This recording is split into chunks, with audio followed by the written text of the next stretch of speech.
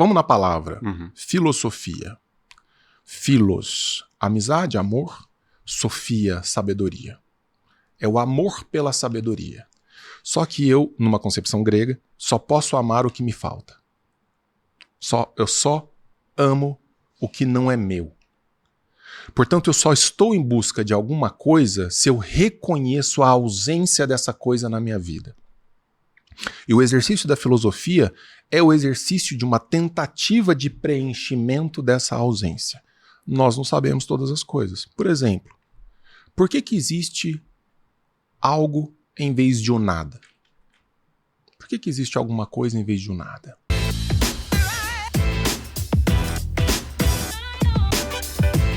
Como dar esse salto de professor de filosofia para filósofo? Cara, o filósofo ele tem que construir o avião. Ou seja, ele tem que construir uma doutrina filosófica que tenha começo, meio e uma possibilidade de fim, que tenha uma certa estrutura orgânica, que obedeça a certos preceitos lógicos, argumentativos, né? Históricos, talvez. Históricos. Uhum. Então não adianta só falar assim, quero ser filósofo. Aí vai lá escrever uma meia dúzia de porcaria.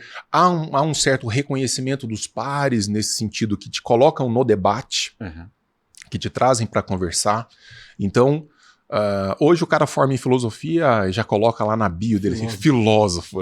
Assim, mas é comum em várias áreas, né? Você vê o cara que acabou de fazer um curso de fotografia, eu sou o diretor de fotografia. Pô, peraí. Calma.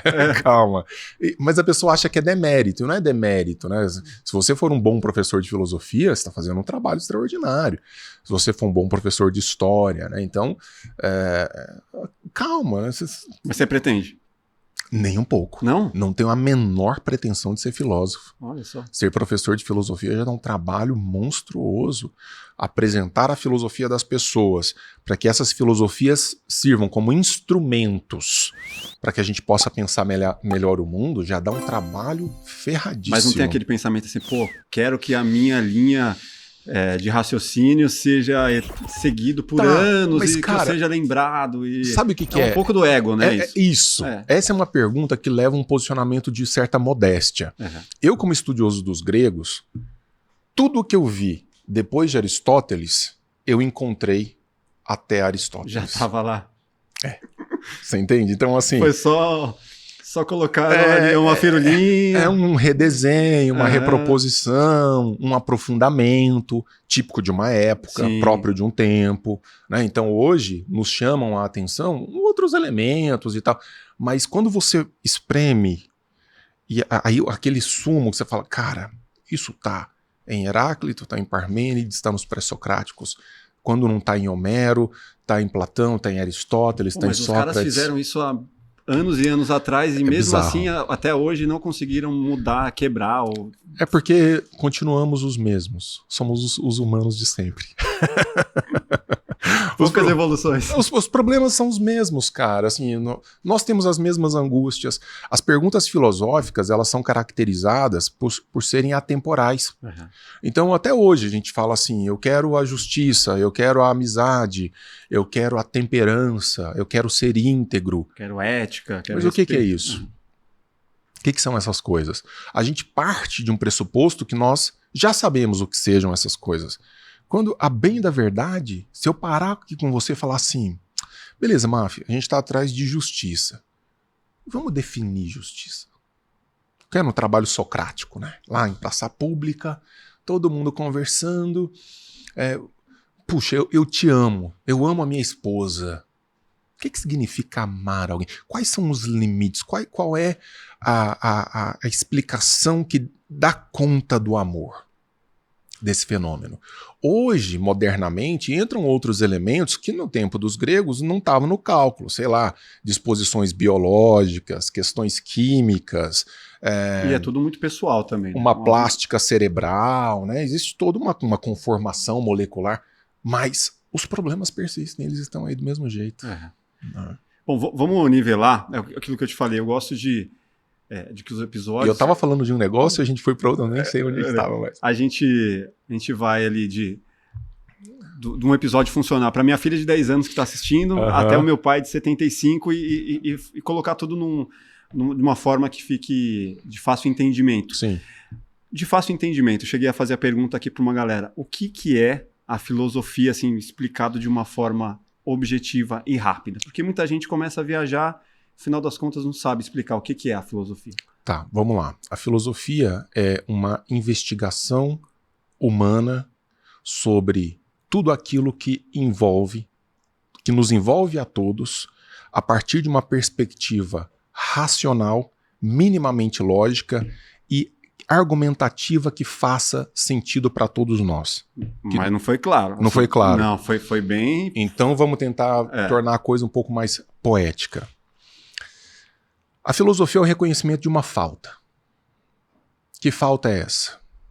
A falta de um conhecimento seguro sobre a realidade e sobre as coisas humanas. Legal. É isso. Os gregos colocavam, vamos na palavra, filosofia. Philos, amizade, amor. Sofia, sabedoria. É o amor pela sabedoria. Só que eu, numa concepção grega, só posso amar o que me falta. Eu só amo o que não é meu. Portanto, eu só estou em busca de alguma coisa se eu reconheço a ausência dessa coisa na minha vida. E o exercício da filosofia é o exercício de uma tentativa de preenchimento dessa ausência.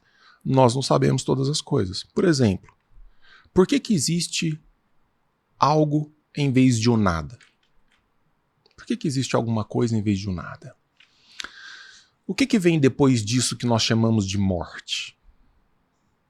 Por que a nossa vida é como é e não de forma diferente? Por que nós temos limites cognitivos, limites na possibilidade do conhecimento, mas ao mesmo tempo nós somos capazes de fazer perguntas que vão para além desses limites? O exercício da filosofia é um exercício de investigação. É um exercício de pergunta, mas não é uma pergunta qualquer. Não é uma pergunta do boteco, não é uma pergunta. É uma pergunta que, uma vez feita, ela deve ser investigada dentro de alguns parâmetros minimamente lógicos, minimamente racionais, plausíveis. A pergunta ela tem que ser feita de maneira radical e você só pode abandonar a pergunta se, em caso de achar uma resposta que mais ou menos dê conta dessa pergunta. Então, por exemplo, filosofia não é religião. Filosofia não entra... A base da filosofia não é a fé. Sim. Porque a religião ela está em busca de respostas que deem conta de perguntas de maneira dogmática. Então eu aceito, eu digo amém, aquilo acabou. Não, eu não penso mais nisso. A resposta é essa, acabou. Tenho a resposta, vamos para o próximo. Eu tenho a resposta. Próxima. Uhum. A filosofia diz, você tem mesmo essa resposta? Mas é meio enlouquecedor, né? Separar para... Mas enlouquecedora é a condição humana. A ponto de você não ter certeza de nada.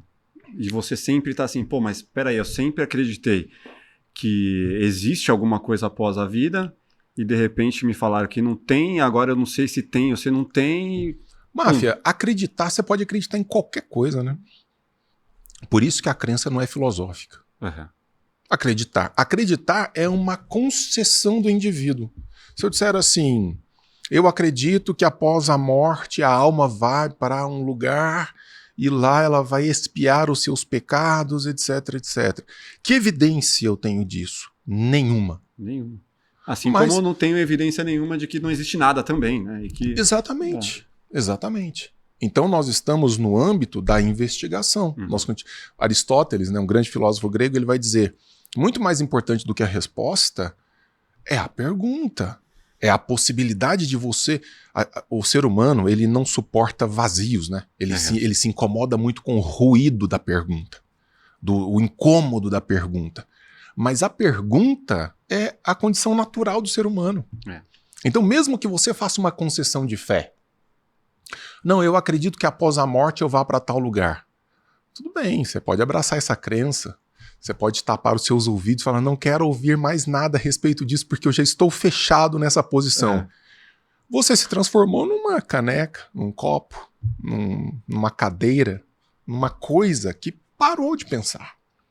Você tentou abandonar aquilo que determina mais profundamente a condição humana. A possibilidade da pergunta, da dúvida, da investigação. De não existir verdade absoluta, né? se existe uma verdade absoluta, qual seja ela, dentro de quais critérios. Então, assim, causa incômodo. Por isso que as pessoas, de modo geral, acham que a filosofia é uma coisa chata, porque dá a impressão de não chegar em lugar nenhum, mas chega em muitos lugares. Em primeiro lugar, chega a um reconhecimento de uma natureza humana. Mas, cara, olha como nós somos por natureza. Não é qualquer resposta que dá conta da nossa existência. Sim. Mesmo que você abrace lá na sua igreja, no seu culto, no recesso do seu quarto, qualquer resposta, as perguntas estão batendo lá a porta, falando assim, deixa eu entrar aí. E se você assumir uma condição humana, você vai falar, a pergunta persiste. O humano é complexo, né? É complexo. Mas a filosofia ela não é feita para uma aristocracia, para uma elite, de jeito nenhum. A filosofia, ela nasce em praça pública, né? E se você gostou desse corte, com certeza vai gostar do episódio completo. Falamos muito de filosofia, de educação, de liberdade. Esse é um episódio polêmico. Vai aqui na descrição, pegue o link, deixe o seu like e se inscreva no canal. Por favor, se inscreva no canal, que a gente vai chegar em 100 mil ainda esse ano. Muito obrigado. Até o próximo Plugado Podcast. Valeu.